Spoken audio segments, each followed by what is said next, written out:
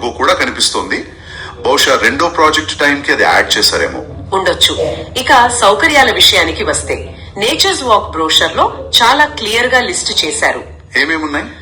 30-40 అడుగుల black top రోడ్లు, current, street lights, water సప్లైకి overhead tank, underground drainage, standard amenities అన్ని ఉన్నాయన్నమాట. అవును. ఇంకా కాంపౌండ్ వాల్ తో గేటెడ్ కమ్యూనిటీ, అవెన్యూ ప్లాంటేషన్, పిల్లల పార్క్, 24/7 సెక్యూరిటీ, ఇవన్నీ నేచర్స్ వాక్ లో మెన్షన్ చేశారు. మరి సిగ్నేచర్ పార్క్ లో? అక్కడ కూడా ఇవే ఉంటాయి. కానీ ఒక ముఖ్యమైన తేడా ఏంటంటే సిగ్నేచర్ పార్క్ లో రోడ్ల వెడల్పు 30-40 అడుగులతో పాటు 60 అడుగుల రోడ్డు కూడా ఉంది. 60 అడుగుల? అది చాలా విశాలమైంది కదా. నేచర్స్ వాక్ లో 40 వరకే ఉంది. అవును, 60 అడుగుల రోడ్డు ఉండటం అనేది సిగ్నేచర్ పార్క్ లో ఒక ప్లస్ పాయింట్ అవ్వచ్చు. భవిష్యత్తులో డెవలప్మెంట్ కి లేఅవుట్ లుక్ కూడా అది ఉపయోగపడుతుంది. కరెక్టే.